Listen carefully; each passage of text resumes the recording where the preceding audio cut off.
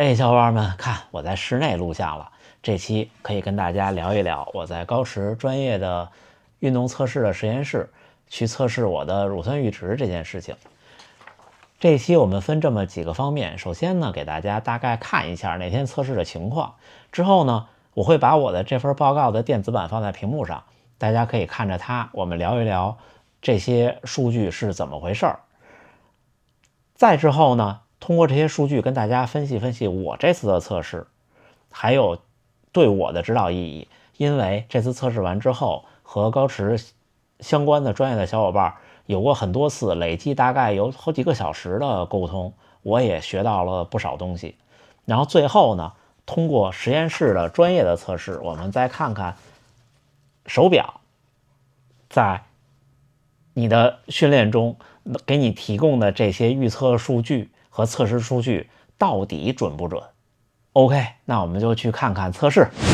当天的测试全程都是在高驰东莞办公区的一个运动实验室里进行，不仅仅是有专业的设备、专业的人员，还有专业的体能指导来指导我去热身，这也是我平常比较欠缺的一点。那天的热身给我的印象比较深刻，因为我通过当时的体感判断，热身的效果要比我每次马拉松比赛之前自己的热身效果还要好。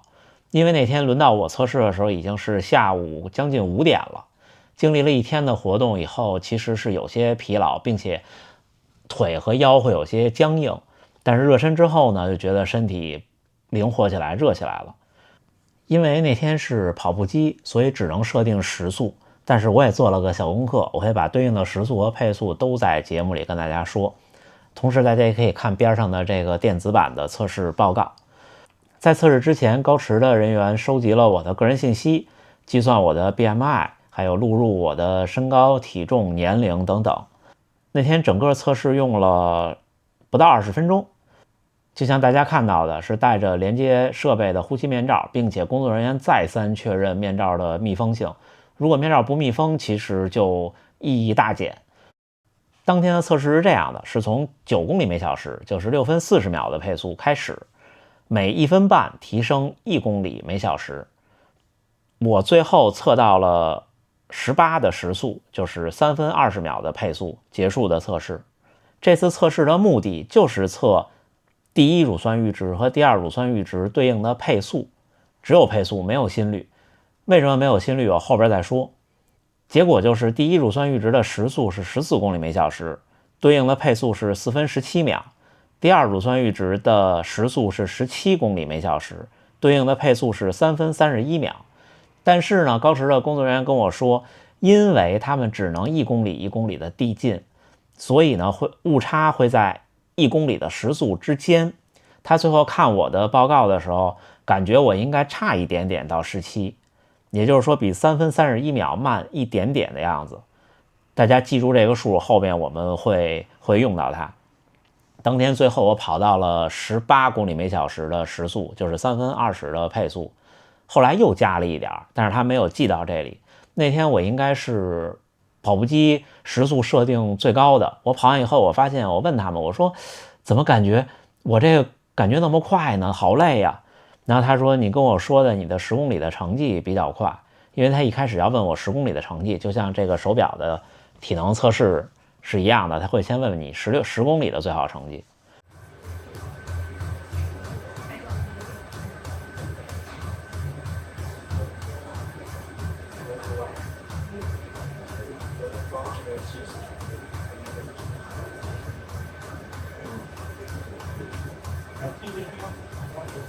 还有5秒钟下一个阶段。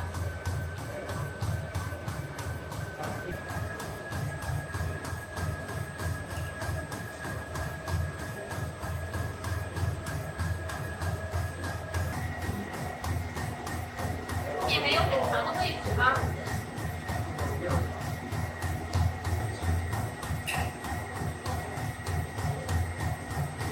还有5秒到下一个阶段。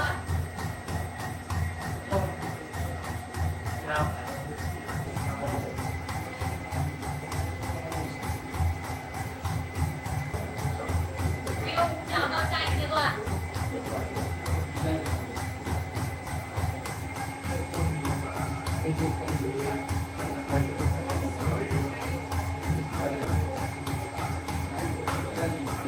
没错，没错。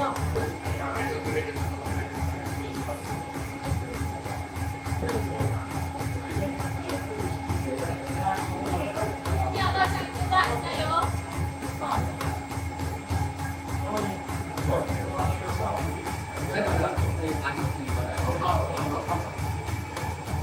加油！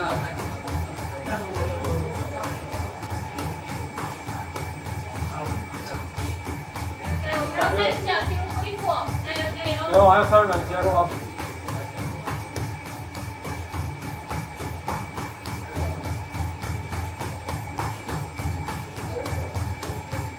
还有20秒，加油加油！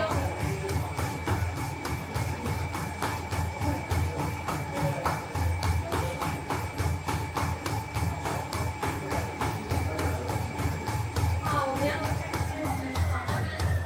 那再跑一下，现在还有速度，再跑一下，跑一跑啊，8，再跑一跑。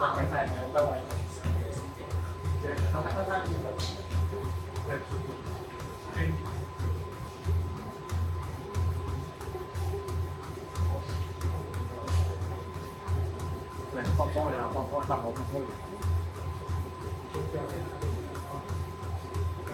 哎呀，很厉害！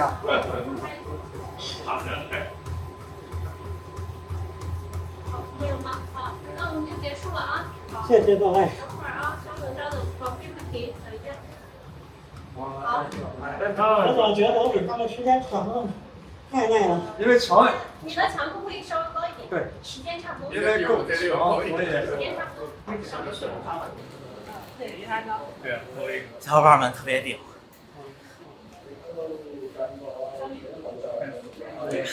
谢谢。小伙伴们，累死我了，累死我了！一会儿咱们再说啊，赶紧感谢人家。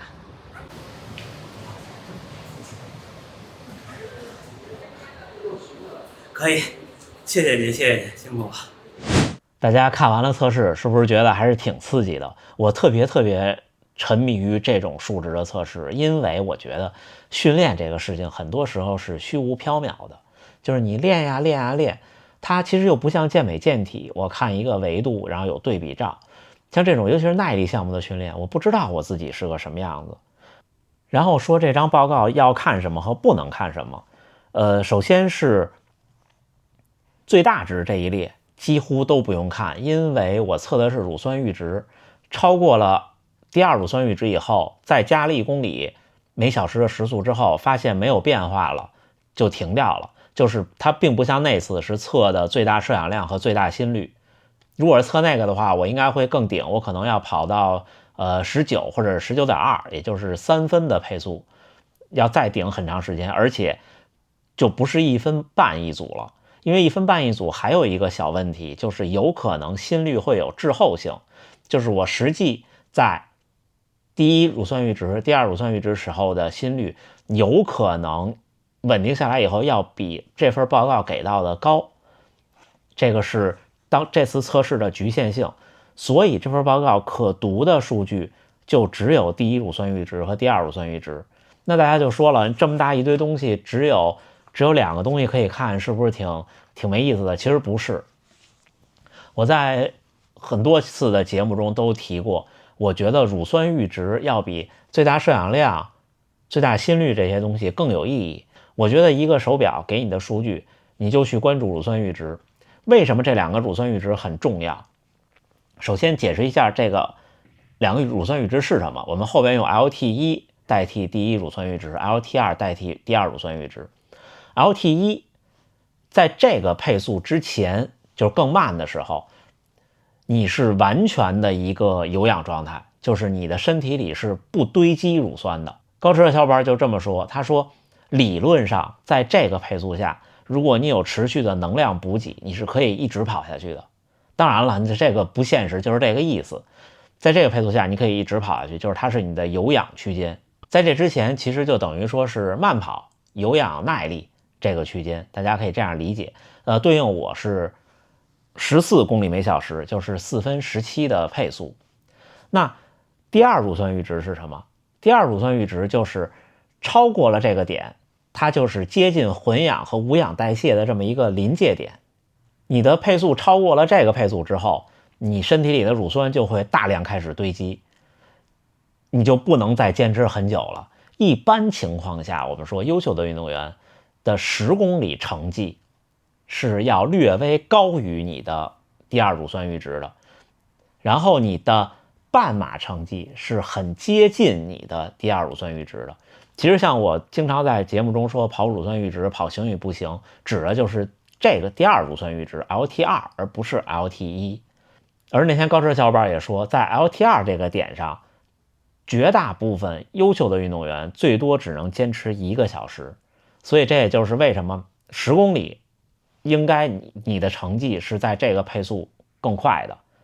所以这也说明我的10公里其实测的不太准，我的10公里现在的 PB 是今年初的大阪半马创造的35分多，如果按照3分31的话，我应该是能将近35分的样子，而半马就到不了 LT2。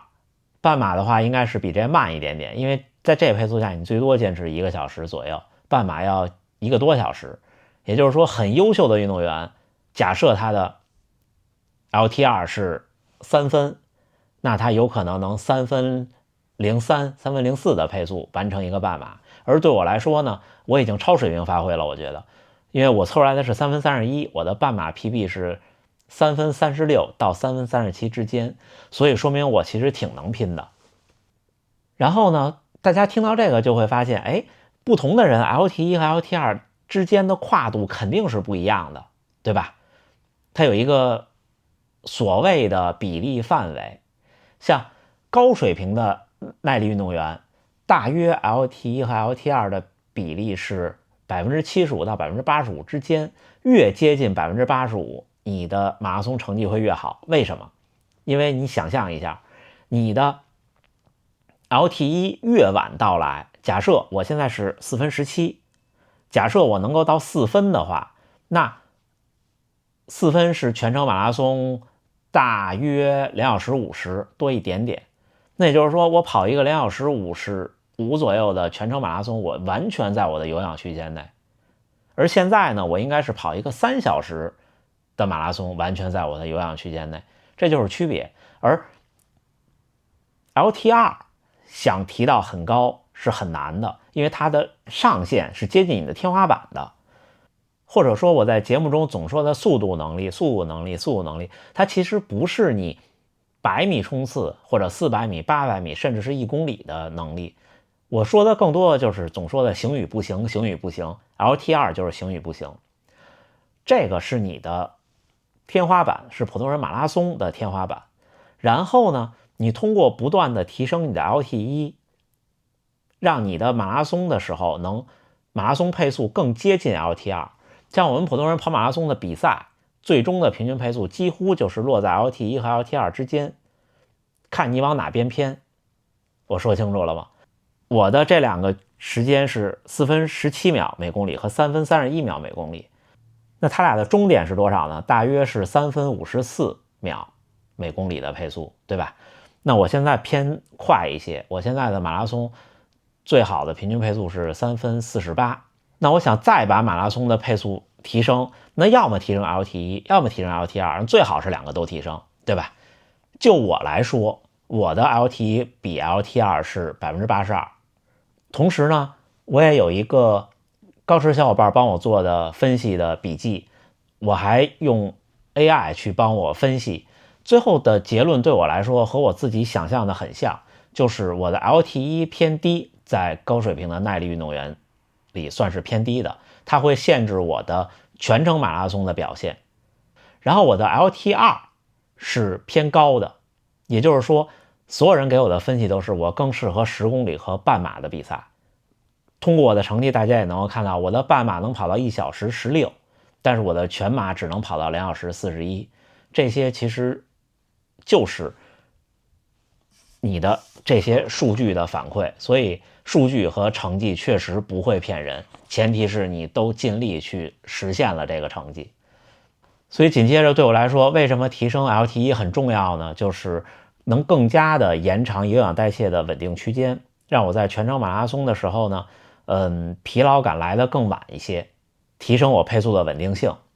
那在这儿呢，虽然我现在的首要任务不是提升我的 LT2， 但是我也大概咨询问了一下，提升 LT2 主要是说让你的天花板上升。比方说你都是3分50的配速，你的 LT2 是3分31的时候，和你的 LT2 是3分20的时候是不一样的，你就能更加游刃有余一些。所以提升这两个哪一个都可以，而且这两个的提升并不是单一的，它都是互相伴随的。怎么提升 LT1 呢？其实并不全是大家理解的那种有氧跑，有氧跑、长距离跑是提升 LT1 的关键手段，但是更多的应该是节奏跑，节奏跑会提升你的 LT1。那对于 LT2 的训练就不用太想太多了，就是阈值跑和超过阈值的间歇跑，就拉强度，就是我们每周3干的这件事情，这样是提升 LT2 的。像前2天那个30公里4分04的平均配速跑下来，我觉得这个就差不多都提升。然后就是对我来说了，我又自己做了做功课，然后也去咨询专业的人员，就问如果我的 LT2 能再提升 5%， 我的马拉松成绩能提升多少？最后得出的结论大约是2分钟到3分钟。但是如果我能把我的 LT1 再提升 5%， 最后得出来的结论大概是5分钟到6分钟。所以这又印证了这些数据和我实际的情况。如果我能够把我的有氧 LT1 这个配速能够从4分17变到比方说4分05，也就是说如果我再提升 12.85 秒，也就是13秒的 LT1， 从4分17变成4分04，那我的马拉松成绩可以提升至少5分钟。那这是一个巨大的诱惑呀。所以这就是为什么我喜欢这种测试，因为在马拉松运动中，这种测试其实是准确的，或者说相对其他运动它更准确，更能给你带来指导意义。所以这也就指导了我这个冬训，我这个冬训应该多去跑节奏跑，多去跑长距离。同时呢提升 LT1 还有一个办法，就是长距离的间歇跑，就是不用那么快，但是呢单组的长度或者时间长一些就可以了。最后呢，对这些数据还有我自己做个总结，就是目前我的阈值 LT2 这个阈值已经很不错了，尤其在我这个年龄下，我觉得想再提升很有难度，但是我的 LT1 还非常差。这也是因为这些年我跑步更多的在追求速度，沉下心来去提升 LT1， 这样的话我的收益会更大。最后我们看看我一直用高驰的设备来训练，然后高驰给我的长期的训练做了一个统计，看看我现在的具体情况是什么样的。我这2天的跑步能力因为上周1周的出差和上上周的比赛有点下降，因为我的训练水平稍微有点下降，从96下降到了 95.9。 但是你们看我的基础指标，就看我的乳酸阈值配速，这儿的乳酸阈值配速指的就是 LT2， 是不是惊人的相似？惊人的相似。而成绩预测，你看他给我 10K 的成绩预测是3分28，也符合实验室的结论，就是要比你的 LT2 稍微快一点点。然后半马呢是3分35，我现在是3分36，也就是说还是那句话，我半马的提升空间几乎没有了，因为3分35到3分36这1秒的提升其实主要是这儿，真的主要是这儿。你们看我今年1月份的那部大阪半马我 PB 的节目，我前面那位盘山的老哥，我真的没有他的那个精神力量。那你说半马平均配速差1秒，只能快21秒，全马的预测是3分44，这是高驰给我的预测。而且你们看到最近半年整个的我的乳酸阈值就是 LT2 的变化几乎是没有的，因为乳酸阈值2就是 LT2 的变化确实是很难的，能提高1秒就到现在这程度，我这个年龄我这个基础能再提高1秒都很了不起了，我觉得。所以就着重去提升 LT1 就好了。最后咱们说说高驰的体能测试。这些测试适合什么人呢？因为我说这我已经给我估计的很准了。他说对，因为你一直拿它很规律的训练，并且你的训练也很系统，或者也很有连贯性，所以它就够准了。那对什么人更合适呢？就是比方说你刚跨平台换到高驰，你没有以前的历史数据，多测几次，或者是呢很专业的运动员换了一套很专业的训练方案。那在这个过程中，比方说你这个训练周期可能只有比方说8周或者12周，那这时候呢有可能长期的数据变化没有体现出来的时候，你测一次。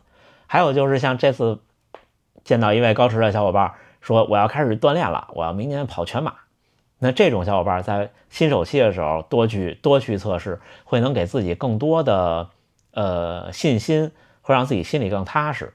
因为我也做过这个测试，当时我做这个测试的时候，其实我没有跑到我的最大心率，我最大心率是实验室测出189，高驰那次的体能测试给我的最大心率也是189，而那天我只跑到了183，包括阈值的测试都在个位数的秒级之间的误差，对我来说，而其实我个人判断，我已经不是统计学正态分布最中间那一块了，就是越偏两头的可能误差大。